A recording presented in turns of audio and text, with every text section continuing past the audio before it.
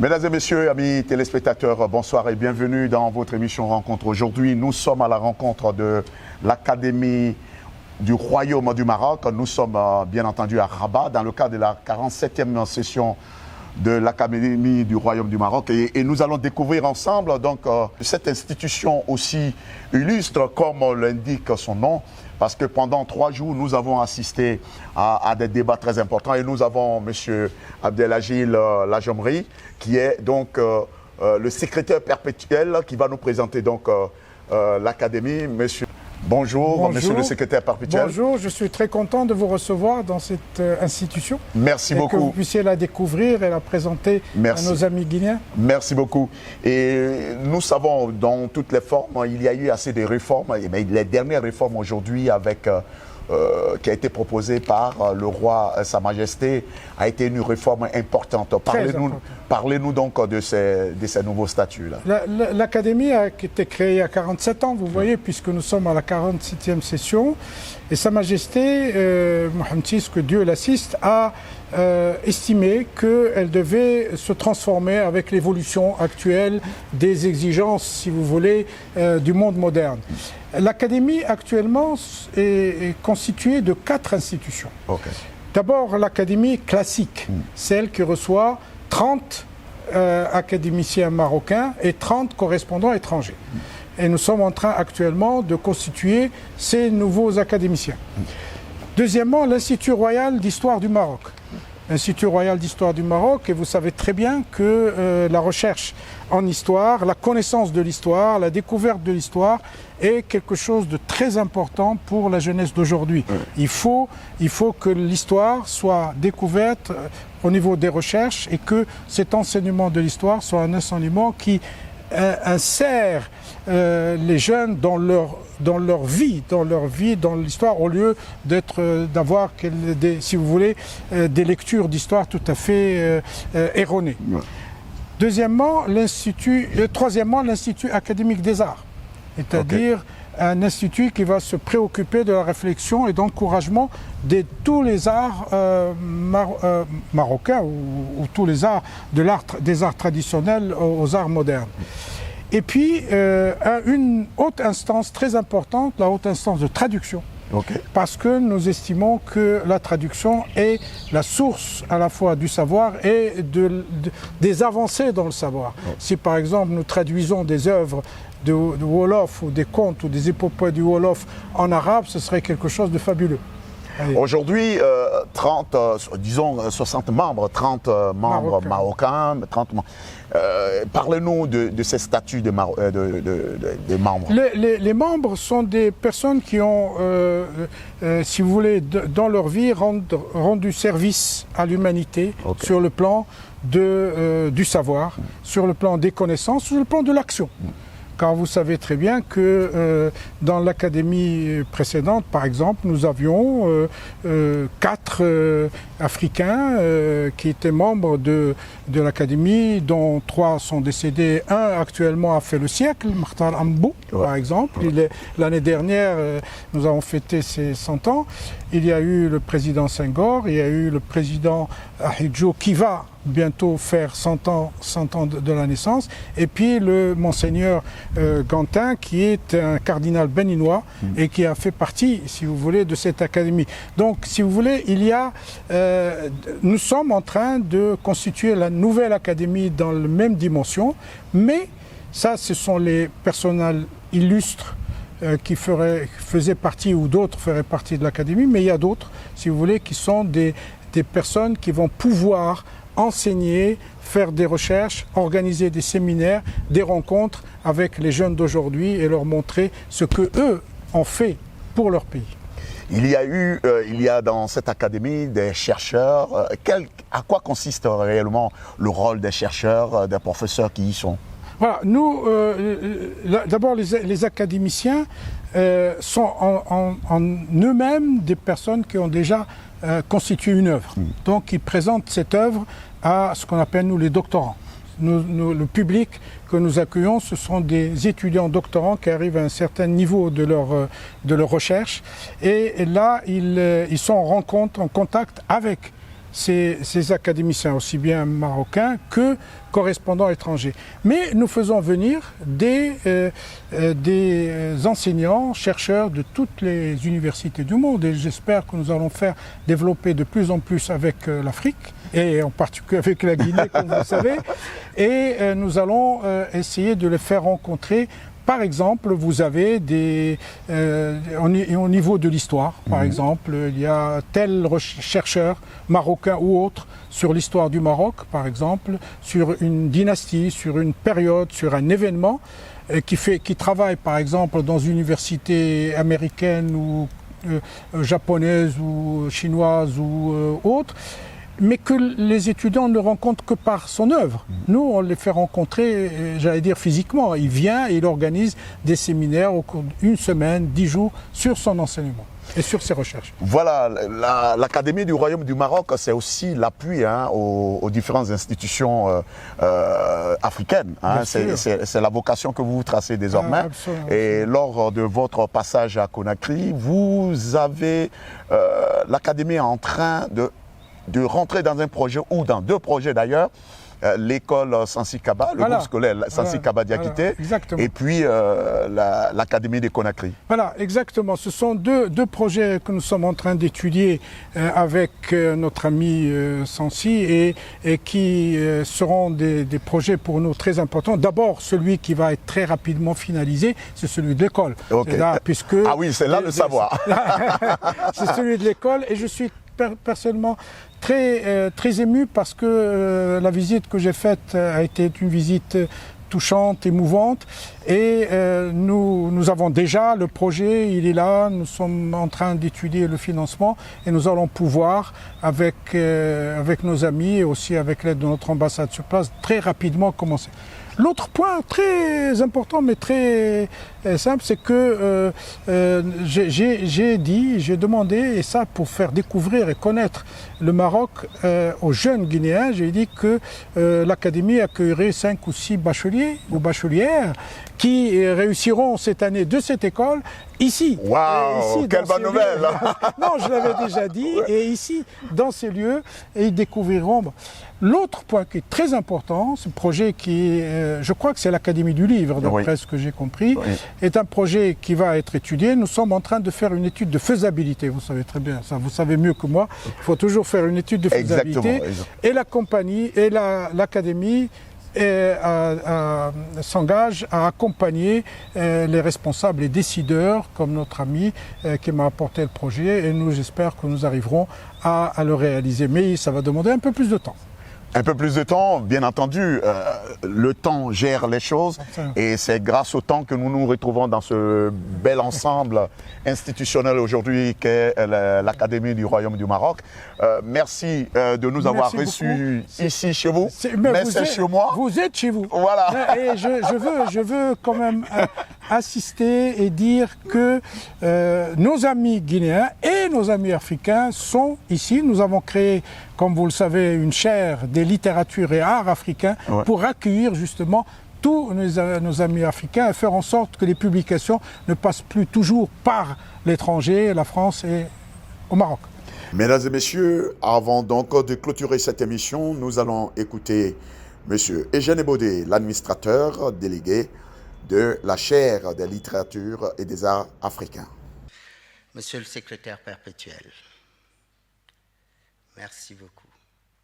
Chers professeurs, enseignants, chercheurs et étudiants, honorables invités, mesdames, messieurs, en ce jour particulier, au cours duquel nous procédons collectivement au rite de mise en route de la chaire de littérature et des arts africains, je salue la vision de Sa Majesté le roi Mohamed VI, que Dieu l'assiste et que vos applaudissements l'accompagnent.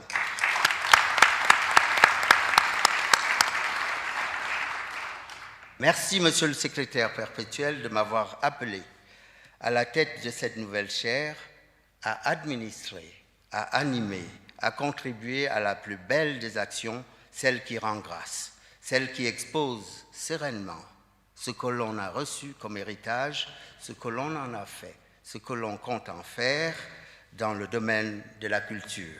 Elle est le lien.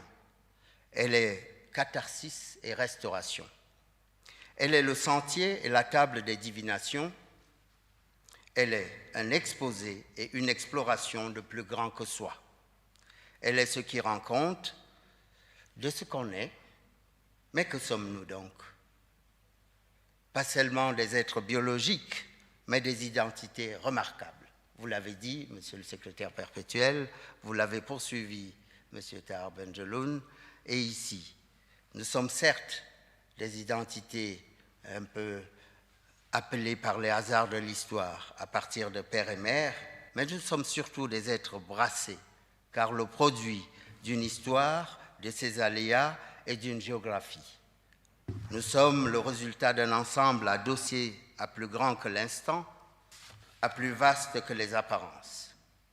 Nous sommes le résultat ou les représentants d'une culture, et cette culture convoque des savoirs précis, des savoir-être comme des savoir-faire.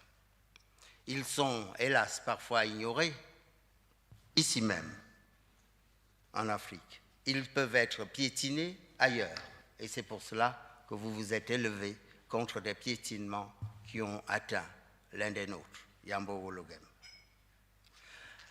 Ces cultures sont aussi parfois malheureusement documentées, ou alors se distribuant au compte-gouttes. Mais ce qui les caractérise, puisqu'elles sont là et perdurent, c'est qu'elles sont indétectables, comme le dirait Jean-Noël Pancrazi, car elles sont partout omniprésentes et savent se jouer des frontières. C'est à tout cet ensemble baroque, diffus, persistant, refoulé, exalté, que vous avez voulu apporter un correctif, Monsieur le secrétaire perpétuel, et pas n'importe lequel, par la création de cette chaire de littérature et des arts africains. Elle est née après de très solides et solitaires méditations, invoquant surtout ceux qui ont laissé leur nom dans le panthéon des lettres et des imaginaires africains. Je veux parler ici d'Ésope, le père de la fable, exilé involontaire en Grèce. Je veux parler de saint Augustin d'Hippone, le père de l'autobiographie avec ses confessions. Nous sommes au IVe siècle. Nous pouvons aussi citer le père africain du récit, Ibn Battuta. Il est connu ici, nous sommes chez lui. Nous te saluons, Ibn Battuta, et je sais que Oumar, qui vient de Barcelone, on a fait une petite escale à Barcelone devant une fondation célébrant Ibn Battuta. On ne peut éviter quelqu'un qui, quoi qu'il ait un peu secoué certains de ses frères africains, fut un grand penseur. Ibn Khaldoun, vous me suivez, professeur Tenkoul. Alors, ils ont tous, les uns et les autres, consigné leurs réflexions dans des écrits avant qu'un autre historien, Djibril Tamsir-Niane, n'élève une statue aux littératures orales. Ces littératures orales sont celles par lesquelles l'histoire se transmettait et que le souvenir de grands événements perpétuait. Écriture et oraliture sont donc deux faces d'une même montagne que nous gravirons ensemble. Nous aurons une pensée aux petits-enfants nostalgiques de la lointaine Afrique, celle que nous convoquerons à travers les écritures diasporiques, et je veux ici penser à Alexandre Pouchkine, voire même à Alexandre Dumas, et je sais combien ce nom vous est un peu difficile, parce que Alexandre Dumas, venant en terre africaine, a reproduit quelques propos, quelques images qui n'étaient pas de son niveau, qui n'étaient pas de son horizon, qui n'étaient pas de son rang, mais néanmoins, Alexandre Dumas, essayant de se racheter, a écrit Georges, et je sais que Calix Béala, vous lui avez accordé une préface que j'ai lue avec beaucoup d'attention, et vous aviez raison. Georges, c'est un peu sa manière à lui de se sauver. Vous avez sûrement, Monsieur le secrétaire perpétuel, consulté la Tanzanienne Émilie Roueté. C'est le 19e siècle, 1824.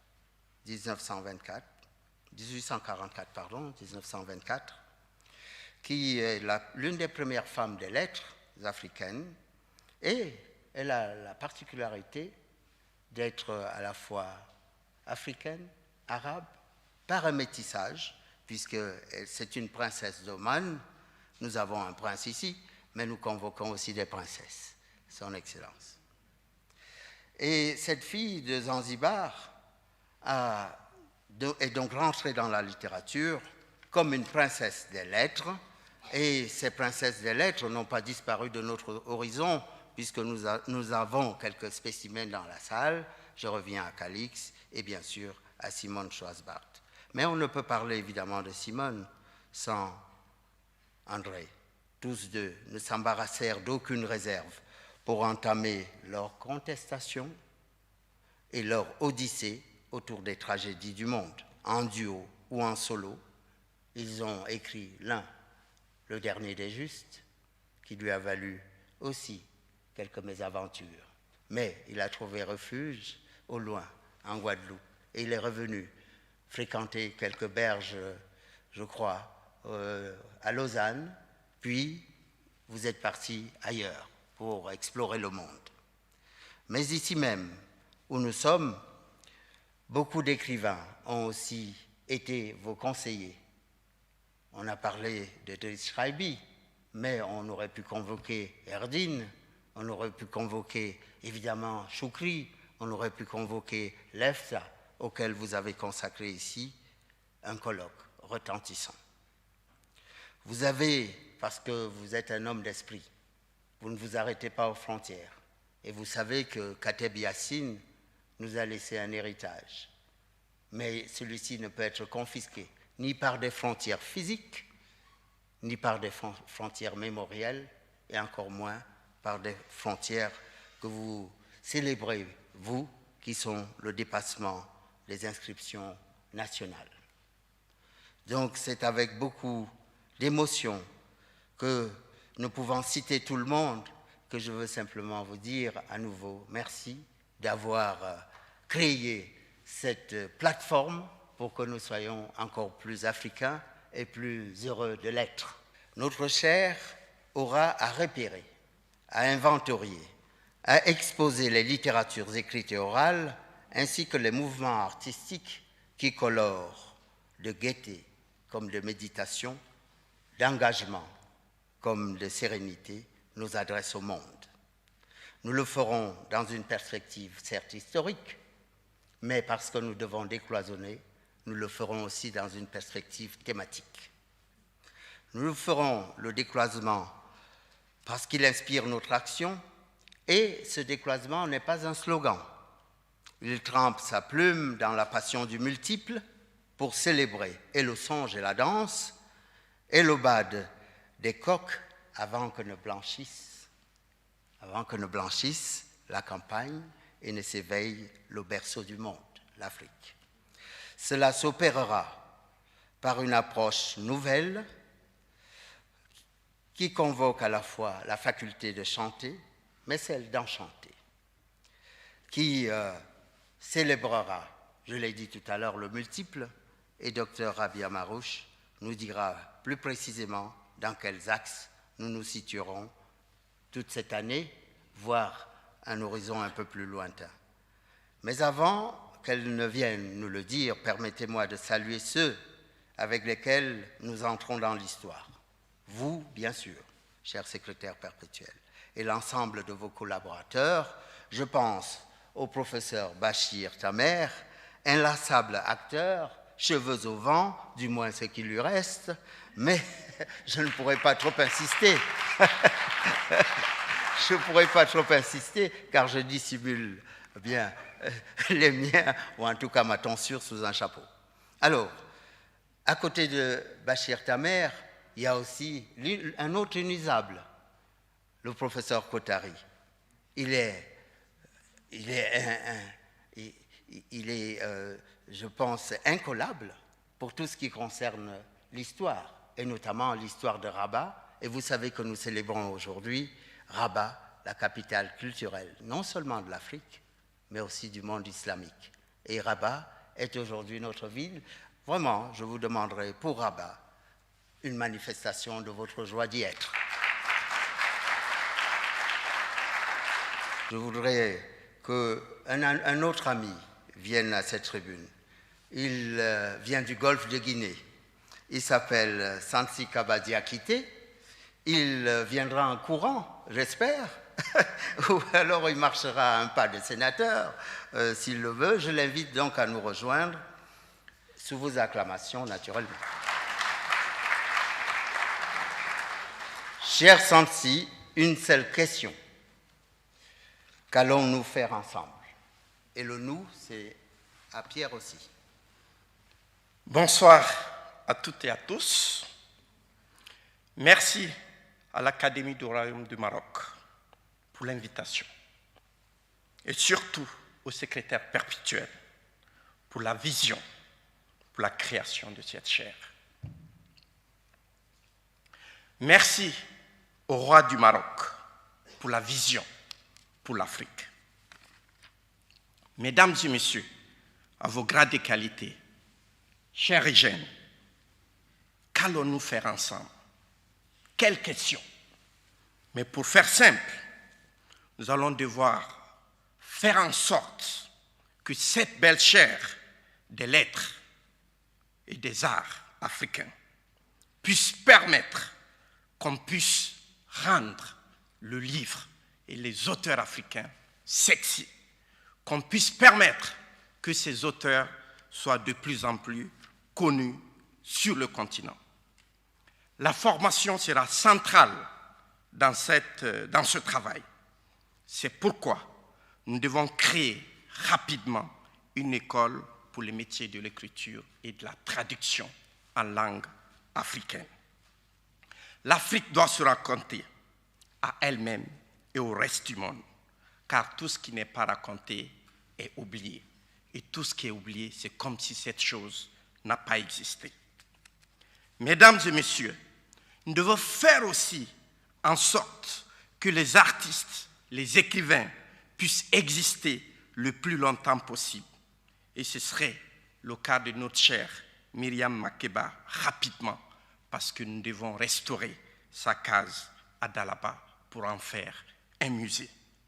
Enfin, nous devons faire en sorte que Conakry, la perle, devienne rapidement, avec le soutien de l'Académie du Maroc, la capitale africaine du livre, pour magnifier les écritures africaines, les écrivains et les auteurs africains, pour faire en sorte que les professionnels du livre soient célébrés et véritablement célébrés à travers des émissions, des expositions. C'est ça que nous allons faire ensemble, chers et jeunes. Donner des vrais prix sur le continent. Faire en sorte que des auteurs comme Yombo soient célébrés et véritablement. Chers invités, mesdames et messieurs, à la fin de cette histoire, Conakry sera capitale africaine du livre. Si Conakry n'est pas capitale africaine du livre, c'est que ce n'est pas la fin de l'histoire. Je vous remercie.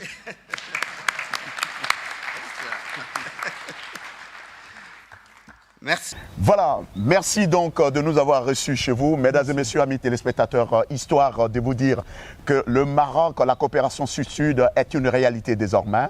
Le Maroc, réservoir du pensée et des chercheurs. Le Maroc qui permet aujourd'hui de démultiplier l'exemple qui s'est produit ici au Maroc dans les autres pays. Merci beaucoup et avec l'espoir de vous retrouver très bientôt. On se revoit en Guinée ou au Maroc. Très bientôt. Merci beaucoup. C'est moi qui vous remercie. beaucoup.